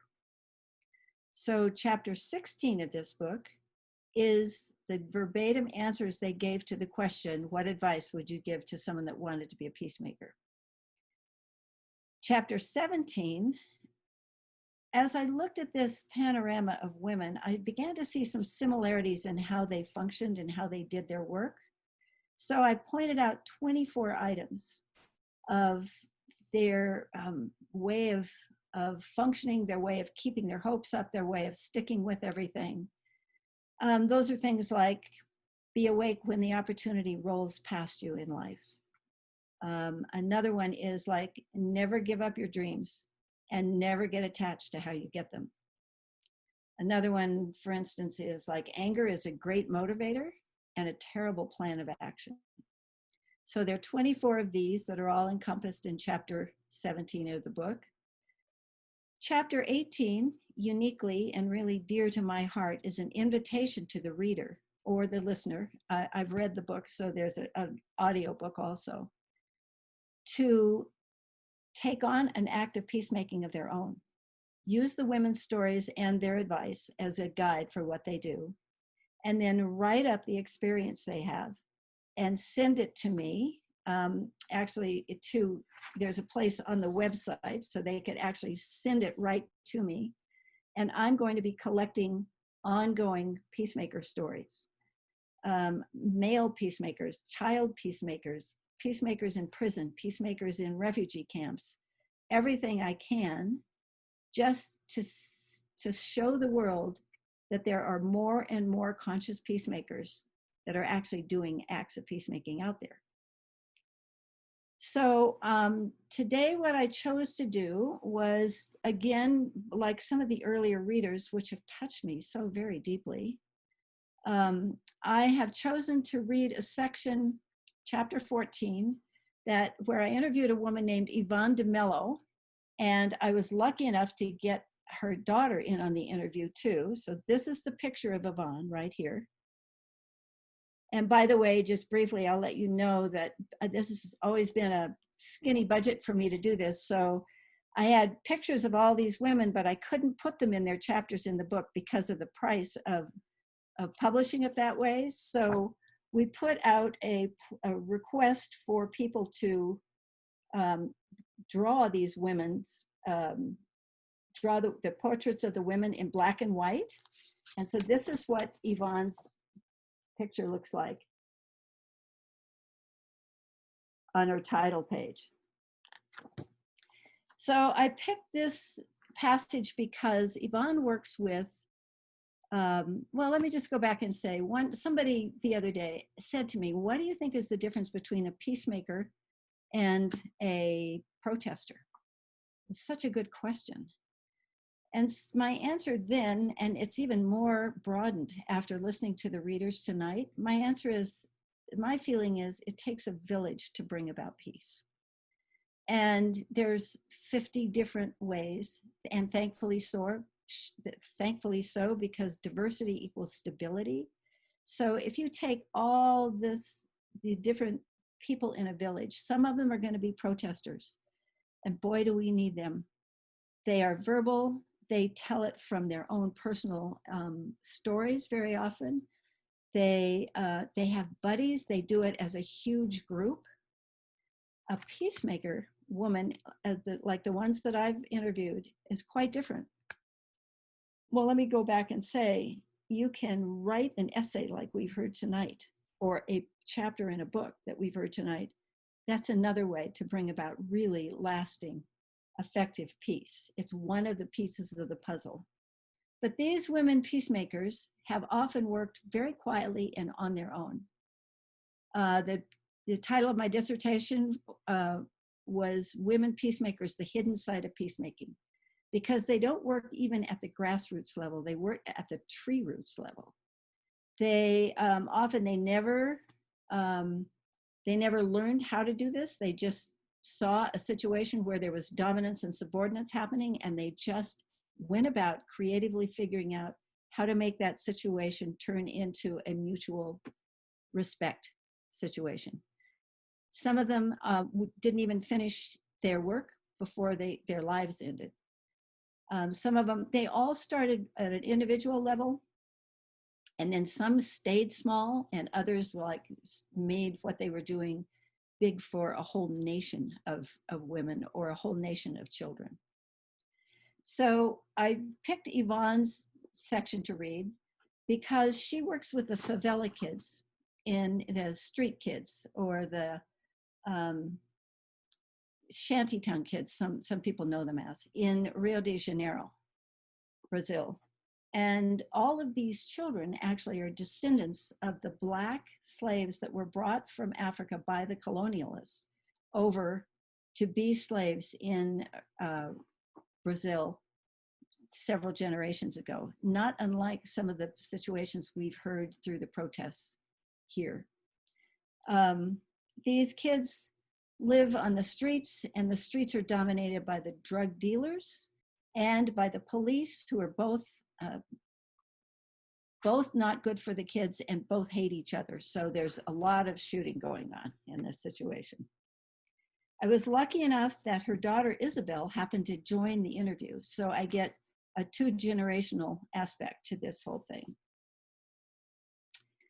Let me see. So one thing that Yvonne would do for these kids, she would say to these kids, you know, slavery is only a tiny part of your history, because she had gone back and researched some of their ancestors, and she showed them pictures of their ancestors and told them stories about what they had done. And it gave them a little broader perspective than just being, quote, a street kid. So here we go.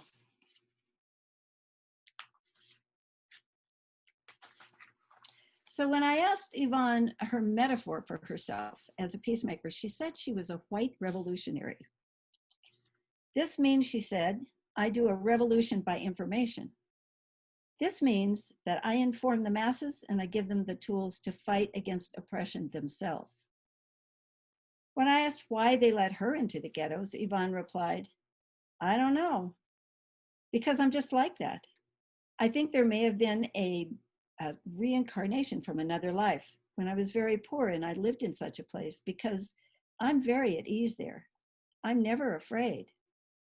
Not so her daughter, Isabel. When I asked if the work is dangerous, Isabel interjected, yes, very dangerous. There's always shooting, raising her eyebrows to emphasize her point. When I started going to work on the streets with my mother, she said, at age 12, the first thing I had to learn to do was duck and pray. Teaching children that they exist.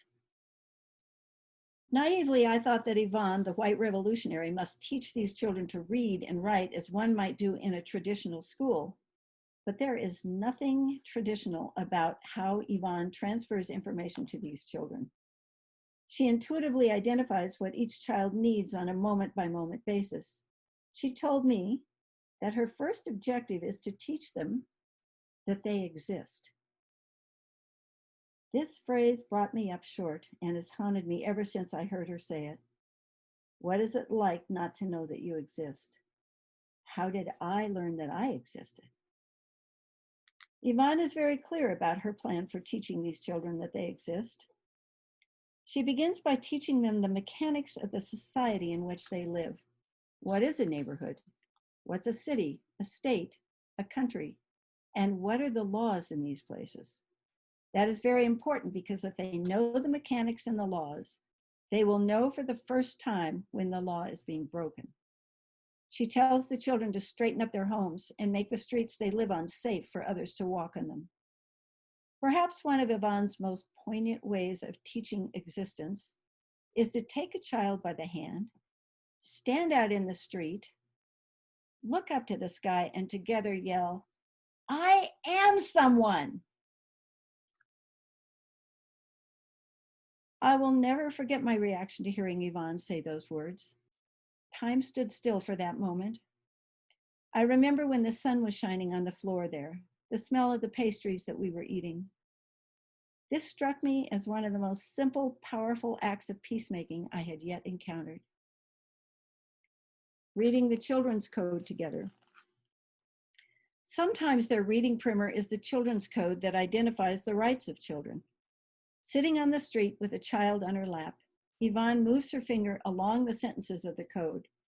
She helps the child sound out the words, and together they read the code aloud, and then Yvonne interprets what that means for them. She gave me an example of a time when she knew the information was sinking in. The police had come to one of the shanty towns where she worked. They dragged a young boy into the bushes and beat him and put a plastic bag on his head. Immediately after the police left, Yvonne got a call at her home from one of the other shantytown students saying the police had not shown the required papers to enter the child's house. Yvonne took the boy and some of the children who had witnessed the event and went to the police station. She told the chief that 10 policemen from his office were guilty of 4 crimes: kidnapping, torture, invasion of house, and abuse of authority. She pointed out that there were several witnesses to this act and that she would sign the papers for his denouncement. The police chief was actually afraid and apologized in front of the shantytown dwellers. This was a rare happening in those days of police brutality. I asked Yvonne if that changed things for the next time the police entered the shantytown. Oh, she said, not yet. This is one event. This is a shantytown of 12,000. Once you have 1,000 people doing that kind of standing up for their rights, the police might begin watching their steps. The most important thing for Yvonne from the event was that the children realized they had rights and that they had been violated. One has to exist to have rights.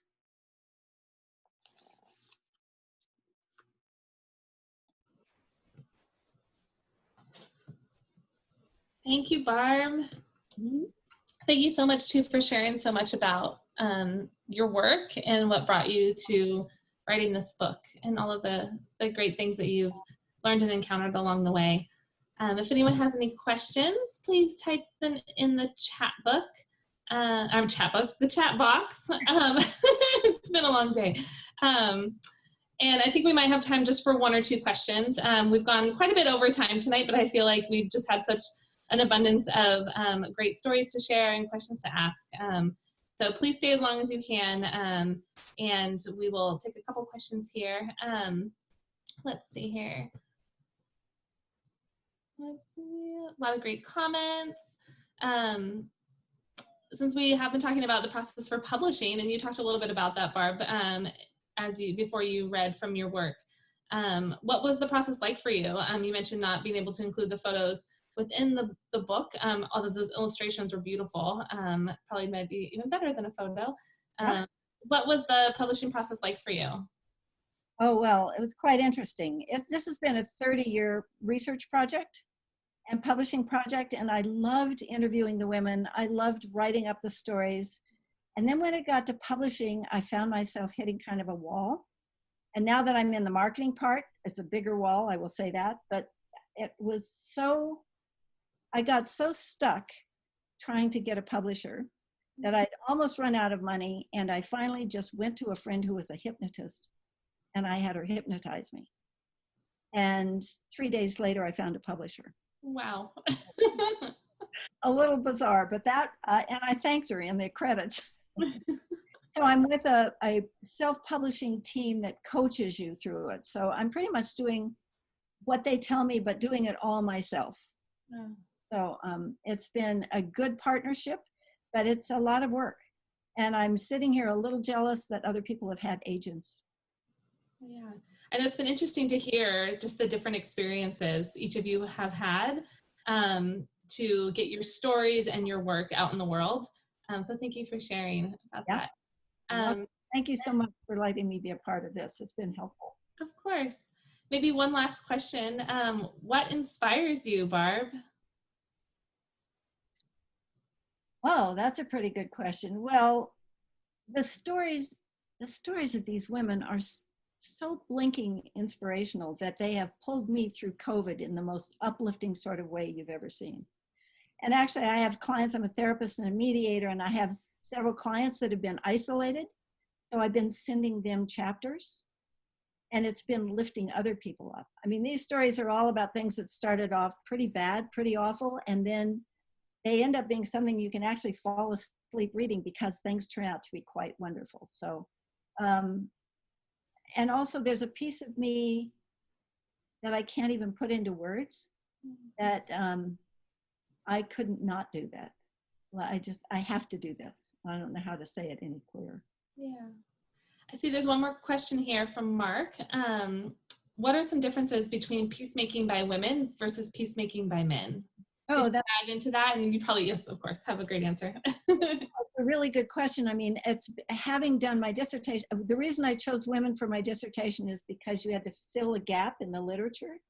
And there was quite a bit about male peacemakers. So I picked females for that. And it's kind of haunted me ever since, because this isn't only work that can be done by women. And in fact, in my dissertation, I called it yin peacemaking and yang peacemaking. And for instance, the Dalai Lama makes peace like this. So does Desmond Tutu. So does Pope Francis. So does like Greta Thunberg and Malala. They are all using this methodology, whereas there are others that were protesters and things like that. But the men, I have some powerful stories about male peacemakers. They're really amazing. And they started off, they saw the differences, they worked at it alone, and there's some really, I mean, that's one of the things I'd like to publish next, or the stories I began to gather about men. So it's not about gender, it's about the way you go about making peace. Hope we have more questions coming in. Let's see here from Molly. How do you feel like what you have learned through these stories could be applied to what our country is going through now? That's a great question. Every single chapter in this book has relevance for right now. One example I'll give you is I interviewed the clan mother at Standing Rock just 4 days after Trump was elected president. And I asked her if she had any advice for us. I mean, her job is basically saying the time of male dominance in power is over. And it was over in 2012, according to the Mayans and the Hopis and people like that. And it's now time for women to stand up so that men and women can rule together, not rule, but they can operate as leaders together jointly. And I said, well, you know, we've just had a very male voted as president. Do you have any advice for us? And in a nutshell, her advice was, don't let him get in your way. You know what you came here to do. Just go about doing it, and don't get distracted by that whole thing. So that's one of 15 chapters, and you will find example after example after example of how to deal with what's going on today. So good question, though. Thank you. That is a good question. Yeah. Thank you so much. I think that's a great question to end on. I'll pass it back to Chelsea, but just want to give my thanks to all of you and to all of our guests for joining us as well. It's so great to see so many familiar faces and names on our Zoom call. Yes, I just am obviously echoing that 100-fold. Everyone, you know, thank you so much for joining us, and especially thanks so much to our authors, Cheryl, Michelle, Arya, Melissa, Sarah, and Barb, for joining us this evening, for sharing such incredible works, for being so open with us and generous with their time, emotions, and the labor they've put into each of their words. Thank you to Nicole for joining us and for helping us out this evening and taking on the Q&A sessions. And remember that, you know, keep an eye out next week for a follow-up email with everyone's websites, books, you know, contact information, so you can keep in contact and follow up with people and check them out on the World Wide Web if you'd like to. And then also, another reminder, if you are interested in participating as a reader, as an author in a future writer's salon, please email us at alumni-relations@mills.edu. I'm going to put that in the chat box for everyone to see. And just send us a message. Say, you know, hey, my name is Chelsea, and I have this, and this is what I typically write, and this is my class year, and, you know, hey, I'd like to be a part of it, and we would love to hear from you, and put you on our list of people that we can reach out to as resources for these events. Again, thank you all for joining us, and I appreciate you being here and listening to these authors and supporting them. Thank you so much, and have a wonderful evening.